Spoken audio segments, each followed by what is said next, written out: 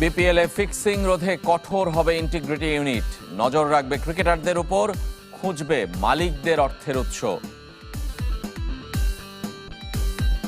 I know what I'm doing when I investigate allegations of corruption. They take a long time. I do it thoroughly. I do it properly. I follow all the correct procedures. যুব বিশ্বকাপে স্মরণীয় performance করে দেশে ফিরল যুব hockey দল, বরণে কমতি না থাকলেও মেলেনি অর্থ পুরস্কারের ঘোষণা। বাংলাদেশ ফুটবল লিগে কাল মুখোমুখি সাবেক ও বর্তমান চ্যাম্পিয়ন। রীতি অনুযায়ী বসুন্ধরার মাঠে অনুশীলনের সুযোগ পায়নি মোহামেডান। বিপিএলে ফিক্সিং রোধে কঠোর অবস্থানে বিসিবির স্বাধীন ইন্টিগ্রিটি ইউনিট। 6 ফ্র্যাঞ্চাইজি থাকবে কড়া নজরদারিতে। মালিকপক্ষের আয় ব্যয়, অর্থের উৎস খতিয়ে দেখবেন বলে জানিয়েছেন এই ইউনিটের প্রধান অ্যালেক্স মার্শাল। বিপিএল নিলাম থেকে বাদ পড়া ক্রিকেটারদের ভবিষ্যৎ নিয়েও কথা বলেছেন তিনি। সে ক্রিমিনাল না, দ্যাট ইজ অ্যাবসলিউটলি রাইট। আমি একটু কথা বলি। অ্যালেক্স মার্শালের সংবাদ সম্মেলনে উত্তপ্ত আবহ। সাংবাদিকদের প্রশ্নবাণে জর্জরিত ক্রিকেট বোর্ডের নতুন স্বাধীন ইন্টিগ্রিটি ইউনিটের প্রধান। মূলত পুরনো দুর্নীতিতম ইউনিটকে ঢেলে সাজানোর প্রয়াস, নাম বদলে নৈতিকতা কমিটি করা। অত এটার ইন্টারপ্রিটেশনটা রাইটলি হয়নি। ফিক্সিং সন্দেহে অভিযুক্ত এনামুল বিজয়, মোসাদ্দেক সৈকত সহ 9 ক্রিকেটারকে বিপিএল নিলাম থেকে বাদ দেওয়া হয়েছে, যে কারণে ফ্র্যাঞ্চাইজি টুর্নামেন্টের দ্বাদশ আসরে খেলতে পারবেন না। বিসিবি জানিয়েছিল অন্য টুর্নামেন্ট খেলতে বাধা নেই, তবে এখন উল্টো সুর বোর্ডের আইনজীবীর। তাতেই অস্পষ্ট বিজয়, সৈকত, সানজামুলদের ভবিষ্যৎ। এনারা খেলতে পারবে কি পারবে না এই সিদ্ধান্ত কিন্তু হয়নি। ওনারা যে পারবেই এটাও বলা হয় না, বা ওনাদেরকে বাদ দিয়ে হয়েছে এটা।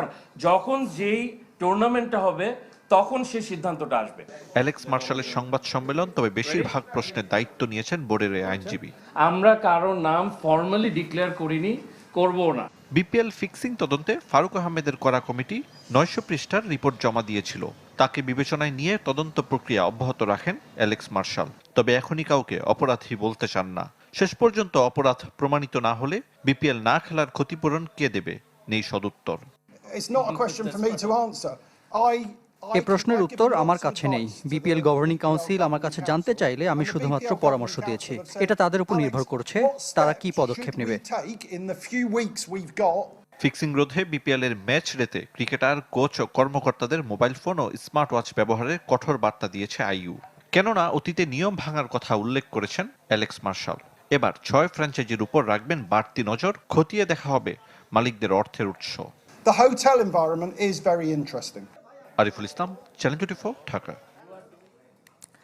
অধিনায়ক হিসেবে জাকের আলীকে পছন্দ নয় নোয়াখালী এক্সপ্রেসের। প্রয়োজনে বিদেশি ক্রিকেটারকে নেতৃত্বের ভার দিতে চায় বিপিএল এর নবাগত দলটি। এদিকে ব্যাচেলর পয়েন্টের কাবিলা খ্যাত অভিনেতা পরিচালক জিয়াউল হক শুভেচ্ছা দূত হয়েছেন দলটির।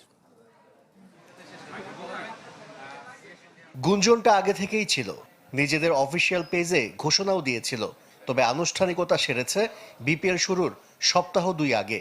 নোয়াখালী এক্সপ্রেসের শুভেচ্ছা দূত হলেন আলোচিত নাটক ব্যাচেলর পয়েন্টের কাবিলা খ্যাত অভিনেতা পরিচালক জিয়াউল হক পলাশ। যেটাই হোক কাপাই দিতে হইব, ফাটাই দিতে হইব খেলি। তার বাড়িও নোয়াখালী, তাই দলটির প্রস্তাবে না করতে পারেননি। প্রথমবার অংশ নিয়েই চমক দেখাবে বিশ্বাস নাটকের কাবিলার।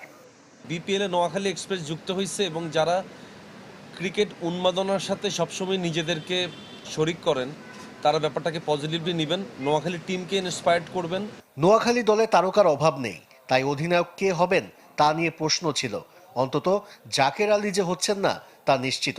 মালিক পক্ষ স্পষ্ট জানিয়ে দিয়েছেন জাতীয় দলের এ তারকাকে অধিনায়ক হিসেবে পছন্দ নয় নোয়াখালী এক্সপ্রেসের।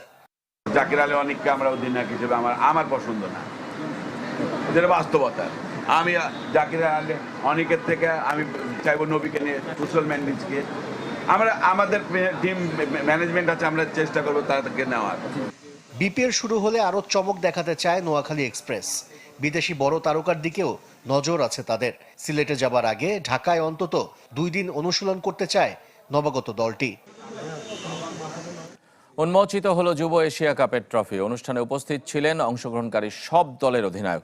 অফিসিয়াল ফটোশুটেও ব্যস্ত ছিলেন বর্তমান চ্যাম্পিয়ন বাংলাদেশ দলের বেশ কিছু ক্রিকেটার।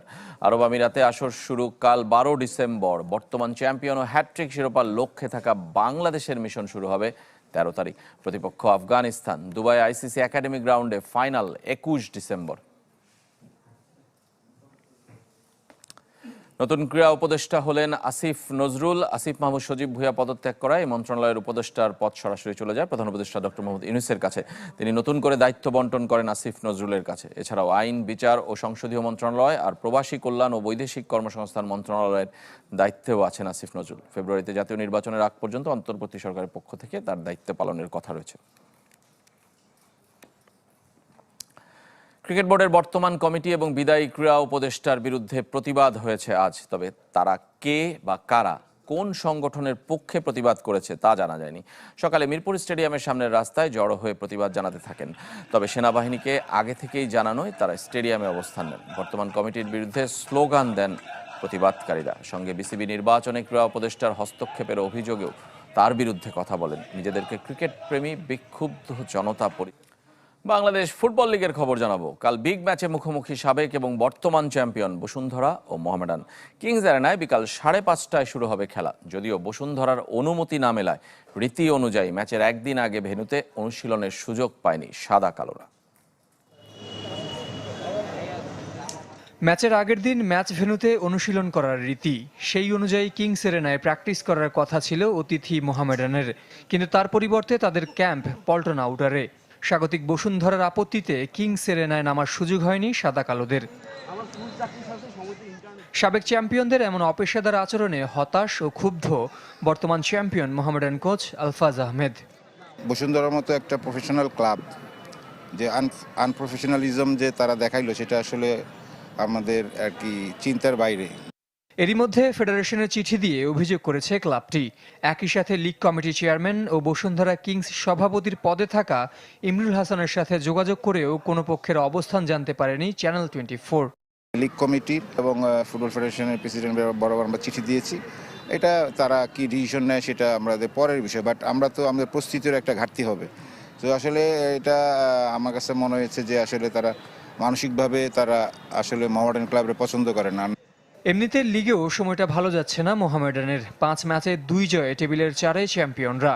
13 পয়েন্ট নিয়ে সবার উপরে অপরাজিত কিংস, যাদের কাছে চ্যালেঞ্জ কাপের ট্রফি হারিয়ে মৌসুম শুরু করেছিল ঐতিহ্যবাহীরা। বসুন্ধরার মাঠে জিতে তাই এক ঢিলে 2 পাখি মারতে চান সাদা কালো অধিনায়ক মেহেদী হাসান মিঠু। ওরা একটা প্ল্যান করছে হয়তো আমাদেরকে। আমরা চাচ্ছি যে আসলে আমরা মাঠের প্রমাণ দেখাবো যে আসলে ওদের মাঠে প্র্যাকটিস না করে আমরা জিততে পারি।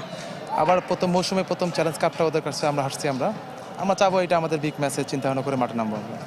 ফুটবলারদের পারিশ্রমিক ইস্যুতে অবশ্য সুখবর দিয়েছে মোহামেডান। ব্যক্তি পর্যায়ের পৃষ্ঠপোষকতায় মিলেছে দ্রুতই বকেয়া পরিশোধের প্রতিশ্রুতি।